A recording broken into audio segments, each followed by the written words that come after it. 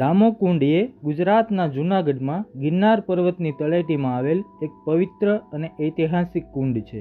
આ પવિત્ર કુંડમાં ગંગા, યમુના અને સરસ્વતી જેવી પવિત્ર નદીઓનો વાસ માનવામાં આવે છે. ભક્ત કવિ નરસિંહ મહેતા રોજ સવારે પ્રભાતિયા ગાતા પહેલા આ કુંડમાં સ્નાન કરતા હતા. હિન્દુ માન્યતા અનુસાર આ કુંડમાં અસ્થિ વિસર્જન કરવાથી મૃત્યુ પામેલા આત્માને મોક્ષ મળે છે.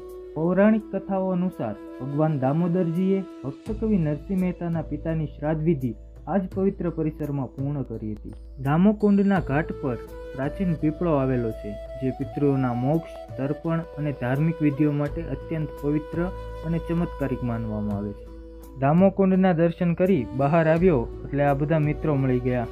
એની સાથે હાય હેલો કરી પછી હું ઉપરકોટ જવા માટે નીકળી ગયો. તો અત્યારે હું આવી ગયો છું ઉપરકોટ, અને હવે આપણે ઉપરકોટ કિલ્લાની સંપૂર્ણ મુલાકાત આ વિડીયોમાં લઈશું.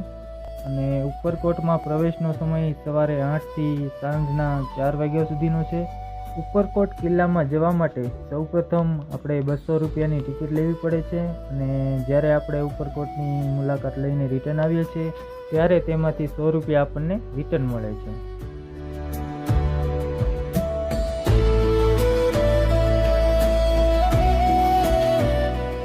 નમસ્તે.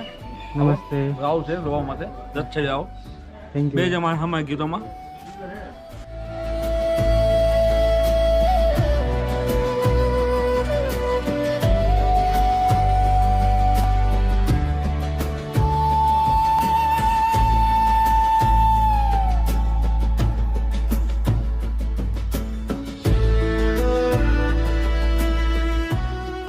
ઉપરકોટ કિલ્લાની અંદર એન્ટર થતાની સાથે જ ડાબી બાજુ એક સુંદર મજાની વાવ આવેલી છે. તમે જ્યારે પણ જૂનાગઢ આવો તો આ વાવની મુલાકાત લેવાનું ના ભૂલશો.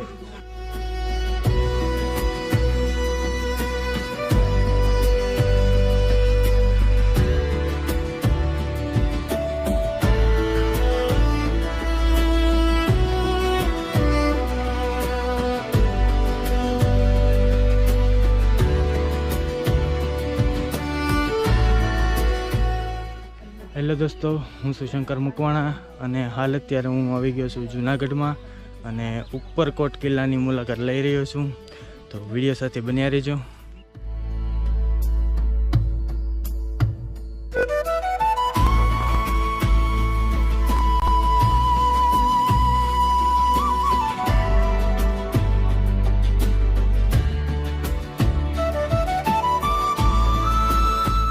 ઉપરકોટ કિલ્લો ગુજરાતના જૂનાગઢમાં ગિરનારની તળેટીમાં આવેલો 2300 વર્ષ જૂનો ઐતિહાસિક કિલ્લો છે. અહીં 15મી સદીની નીલમ અને માણેક તોપને પ્રદર્શનમાં મૂકવામાં આવેલી છે.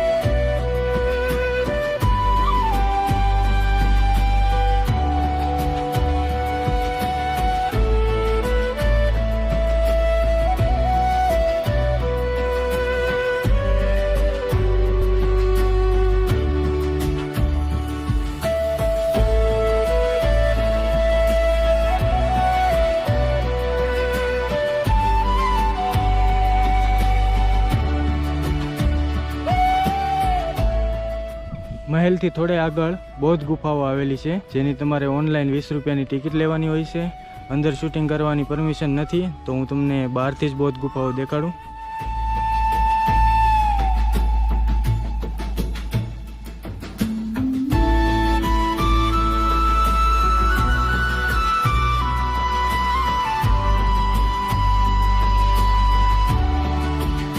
આજે ગિરનારમાં અમે લોકો ટૂરમાં આવ્યા હતા. અમને શંકરભાઈ બ્લોગર મળી ગયા છે એમને મળીને ખૂબ આનંદ થયો. પોતે બહુ સરસ બધા વિડીયોઝ ઉતારે છે ટૂરના ને બધા. અને આજે ગિરનારી મહારાજને પ્રાર્થના કરીએ કે જલ્દીમાં જલ્દી સિલ્વર બટન તરફ પહોંચી જાય એવા આશીર્વાદ બેન તરફથી. મળીએ ફરીવાર.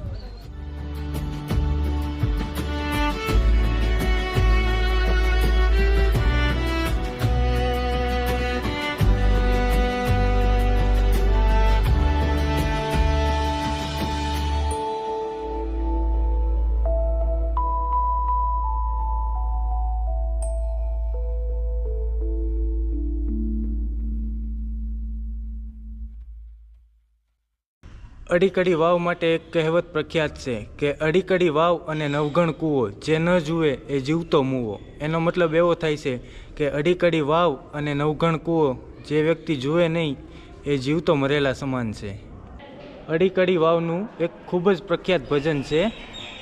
અડીકડી વાવ ને નવઘણ કૂવો, ત્યાં શ્રવણનો જન્મ થયો.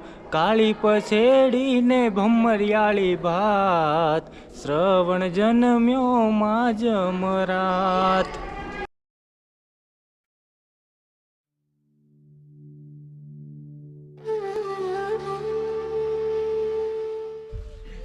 અડીકડી વાવ જોઈ હવે આપણે જઈ રહ્યા છીએ નવઘણ કૂવો જોવા માટે. તો વિડીયો સાથે બન્યા રહેજો.